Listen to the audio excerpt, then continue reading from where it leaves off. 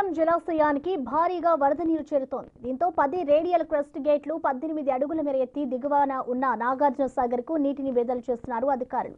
Inflow 4,16,125 క్యూసెక్కులు ఉండగా outflow 4,87,608 క్యూసెక్కులుగా ఉంది.